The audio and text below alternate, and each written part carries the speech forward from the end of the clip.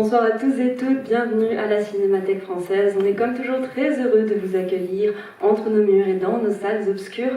Aujourd'hui marque le lancement de cette rétrospective que nous consacrons à l'œuvre de Bertrand Bonello. Donc vous avez pu voir l'Apollonide juste avant.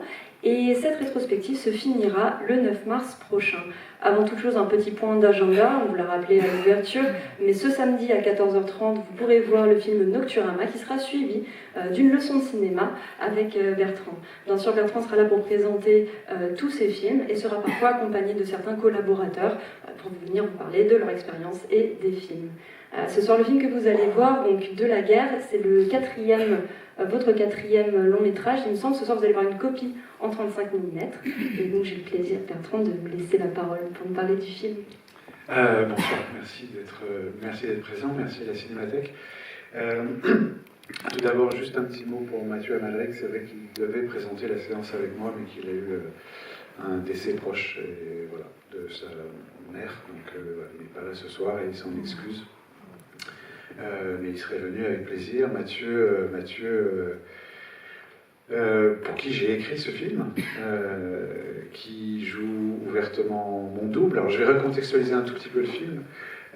C'est un film qui vient, c'est mon quatrième, mon troisième c'était Tirésia. Il y a 5 années qu'il s'est parlé de film, 5 années pendant lesquelles j'ai essayé de faire 2 longs métrages que je n'ai pas réussi à financer pour des raisons diverses. J'en ai fait un livre qui s'appelle Film Fantôme, qui est à la librairie, là, si vous voulez. Mais peu importe, c'est vrai que tout d'un coup, j'étais arrivé dans un moment où je me posais sincèrement la question de qu'est-ce que c'est qu'être empêché d'accéder à ses désirs. Et c'est je parlais des miens, mais après, j'ai mis ça de manière un peu plus large. Et c'est cette question qui a présidé à l'écriture de ce film,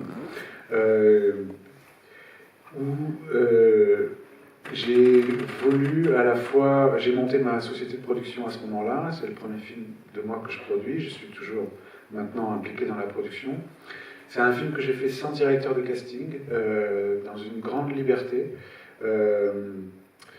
J'ai écrit que pour des gens que je connaissais, donc c'était Mathieu Amalric, Asia Argento, Guillaume Depardieu. Je pense que si Mathieu et Asia m'avaient dit non, je ne faisais pas le film. Enfin, souvent on écrit pour des gens, ils font pas le film et puis on trouve d'autres gens. Là, il y avait quelque chose, j'avais besoin de ça. C'est la chef opératrice qui a fait le reste du casting et qui a l'œil, parce que quand même, un jour on est dans une soirée et puis elle voit une fille qui s'ennuie dans un coin comme ça, et elle me dit ah, cette fille elle a quelque chose. Je l'ai rencontrée, je l'ai engagée pour un petit rôle. C'était Léa Seydoux, qui n'avait quasiment jamais tourné. Pareil, il y a Vincent McCain qui débute. Donc oui, être empêché de ses désirs. Alors je suis parti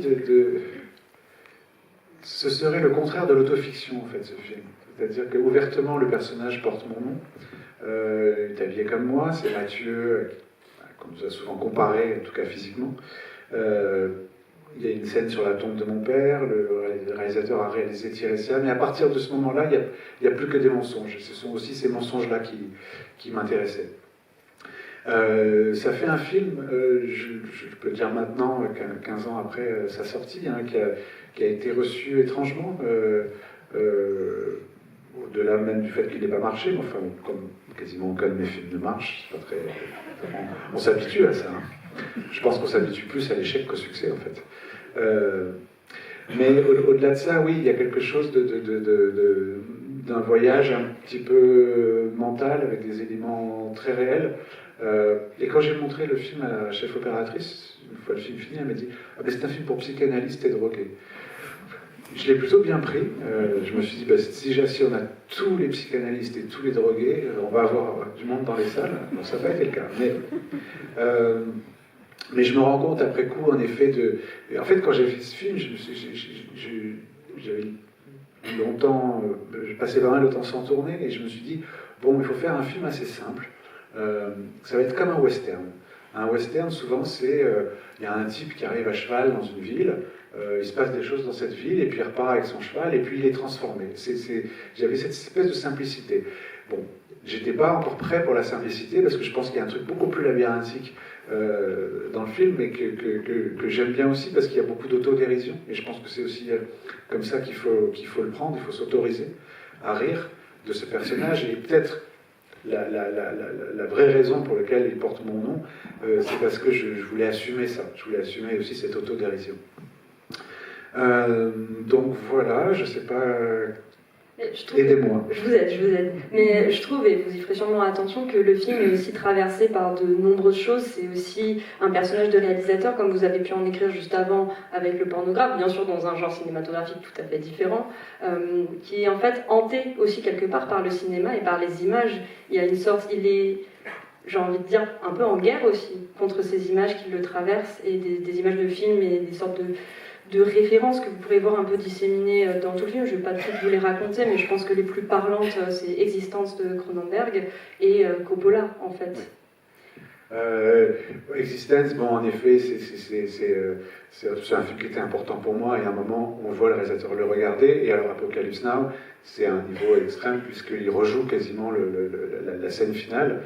J'ai évidemment demandé l'autorisation à Coppola, qui était le musée, il m'a même filé des fichiers audio de la voix de Marlon Brando que j'ai pu mettre dans le film. Mais quand Mathieu a lu le scénario, en fait, je lui parlais aussi ces choses-là. Être empêché du désir, ça dit non, mais non, ça c'est important. Il me dit c'est vraiment un film sur le cinéma, c'est un film sur nous, c'est comment on habite ce monde-là, comment on est en effet envahi des images des autres, et comment nos propres images sont aussi nos propres cauchemars. Parce qu'il y a de ça aussi. Je parlais des films pas faits tout à l'heure, des films fantômes. Qu'est-ce qu'on fait des films qu'on n'a pas faits? Comment on vit avec? Comment ils continuent à nous habiter, à nous hanter, en fait? Et vous parlez justement d'un film fantôme dans ce film-là. C'est le personnage du réalisateur, à un moment donné, parle d'une idée de film qu'il a eu. C'est un des films que j'avais pas fait. J'avais besoin qu'il y ait une scène où il raconte cette histoire. Et en effet, il est face à Léa Seydoux, il lui raconte toute son histoire. Mais raconter un film pas fait à quelqu'un, c'est presque faire une déclaration d'amour, en fait. Écoutez, j'ai envie de finir là-dessus parce que c'était extrêmement beau. Et j'espère que le film vous plaira à tous et toutes. Et une très bonne séance. Merci beaucoup, Bertrand. Merci d'être là et très bonne projection.